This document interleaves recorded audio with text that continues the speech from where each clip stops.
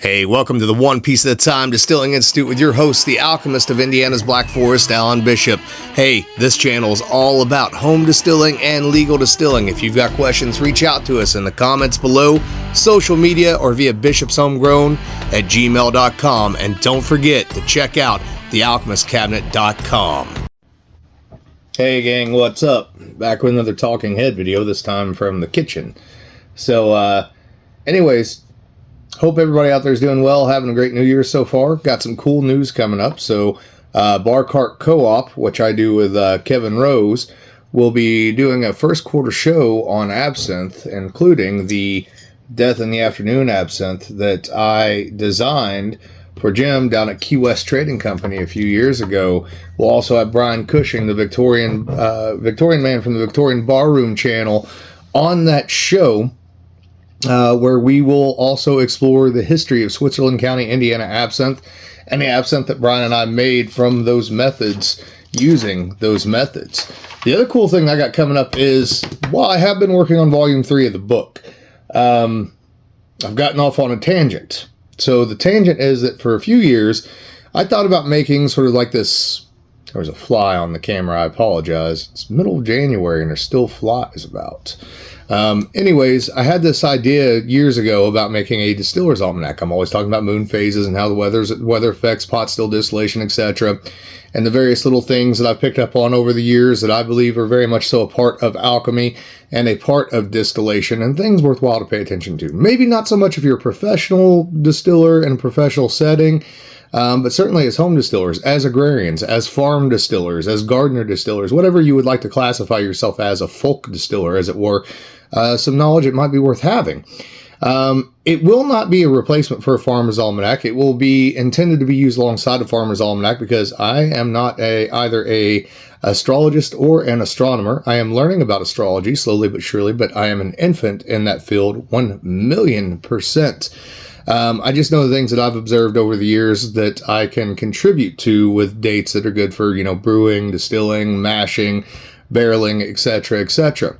And so I wanted to lay out something that sort of explained my methodology behind that and the ideas behind that and the astrology behind that, etc., the moon phases and all of that sort of stuff, but also a volume that might have some useful information in it. I put an article in there that I did on maple syrup. I put some articles in there on malt and corn. I put some articles in there about electrocultural gardening, or an article about electroculture gardening. I'm going to put an old school, no sugar, corn whiskey recipe from Prohibition. So it's going to be a thin mash sort of thing. There'll be all kinds of cool stuff in there, but I know that it's already January, and usually you guys buy your almanacs in, probably November, December, maybe early January. I will hopefully have this thing available as physical copies in February. And I intend to continue to publish these every year with new articles every year. It won't be a huge volume, maybe 50 or 60 pages, something of that nature. There will be quite a few graphics and things like that, but it'll be something cool. And it's the beginning of really, and I didn't realize this when I set out to do this, a lot of these articles and a lot of stuff I get into in there, including an article on dowsing, things of that nature, various folk sayings and things of that type from here in southern Indiana and also from eastern Kentucky, where my family's from. This almost became a way to write down some of my lesser magic stuff, some of my folk magic stuff that I grew up with, and record it for future generations. And I've just done most of it off the top of my head. So there's volumes and volumes and reams of stuff up there for future editions. Plus, I'm now collecting it from local people, including my mom and my dad, who had some things from their parents, their grandparents, their great-grandparents, etc. So, look out for that. That will be up on thealchemistcabinet.com, where you can buy all of our books, including The Alchemist Cabinet Philosophy Volume 1, The Alchemist Cabinet Volume 2, which is the Black Forest Method. There are a few copies of that left up there right now, and when they run out, we will be ordering more. So get out there and get your copies. If you want to know brewing math, you want a little biography thing on some of my history, my background, my family background, some history on the Black Forest of Southern Indiana, distilling formulas and things of that nature, those books are exactly for folks like you. But all that being said, let's dive into tonight's question. So this is from George, who says, "Hey Alan, as always, thank you for the great content you are delivering and for your generosity in sharing your knowledge. My question has to do with methods of heating pot stills. I've heard the claim that direct fire, which I take to mean an open flame or embers in close proximity with the pot, delivers a different and some would say more flavorful spirit. I am interested in your thoughts on this. It seems like direct firing a pot will inevitably create hot spots of boiling wash, which would lead to more tails smearing throughout the run. Personally, in my home setting, I use a standalone induction burner with a 1/4 inch thick steel plate underneath a stainless steel pot, which gives me an even, well-controlled flow rate and temperature out of the condenser. In discussions with commercial distillers, it seems most pot stills are heated nowadays with internal steam coils in a home environment. I'm not a fan of superheated steam, as you can well imagine. Thanks for considering my question. A fantastic question. You're absolutely correct. The old school method of distillation using an open flame is still practiced even amongst commercial distillers, particularly in France, with Cognac and Calvados, and probably some Armagnac batch systems as well. They have switched away from wood and over to gas most of the time, but it's still open flame, just like what people do at home. And the reason for that is because there are, I'm going to say this wrong, Maillard reactions. Go ahead and make fun of the Hoosier slang and the whole thing. It's okay. It doesn't hurt my feelings any. It's just the way I talk.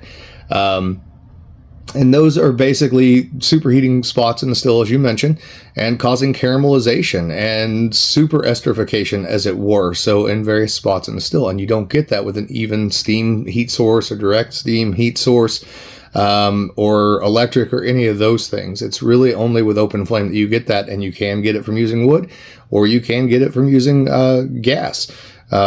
It's one of the reasons, other than efficiency, why the old furnaces that you set pot stills into always had the bottom open to where the flames could actually, quote unquote, lick the copper, as it were, because you wanted that.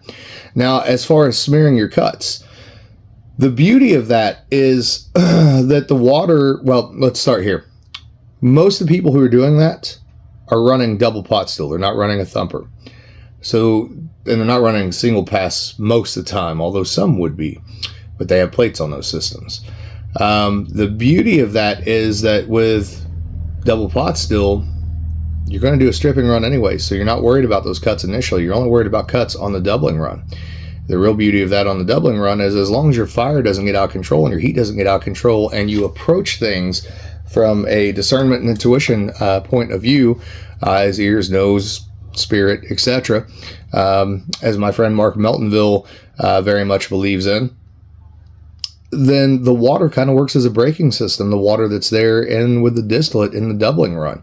It takes so much effort to break the azerotype, and you can't break it until you boiled most of that stuff off. So there's really no worry about smearing the cuts. The biggest worry you would have is if you were obviously running with an open flame. There's a bigger explosion hazard, a bigger fire hazard, and then the other hazard would be if you're using wood smoke, it's hard on your senses, and you can guarantee that that whiskey is going to have a little bit of a wood smoke sort of characteristic to it, as is common with, for example, at Mount Vernon, George Washington's Mount Vernon. Every bit of that rye whiskey's got a little bit of smoke character to it, but it makes it that much more beautiful because it's reflective of its time and place, and the people making it and the methods making it. I am a big believer in open flame. It is obviously difficult with home equipment to be able to run open flame and keep mash in, although we are working with that. Ozark still works. Wayne Herbert and myself with the Johnny 5 model submarine still that we've got going. Still got to do some tweaking to that, but we're getting it there. There's some other ideas that we've had with that as well, and there were ideas about that way back in the day, including using water-powered paddles and or water-powered rummagers, which is basically a chain that would run almost on the bottom of the still to keep everything up and moving if you wanted to run solids in there. You will still see direct-fired pot stills sometimes in Scotland and Ireland as well.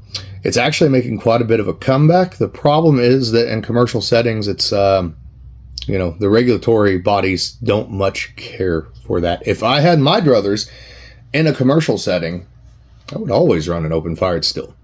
It's just that the laws in Indiana don't smile upon that, and they make it pretty difficult to make something like that happen. So we will be doing it, however, at the Daisy Spring Mill Distillery at Spring Mill State Park in the very near future, in the reenactment distillery that we're putting in there to replace the old Daisy Spring Mill Distillery, to replicate what it was in its heyday between 1820 and 1886. And I'm really looking forward to that.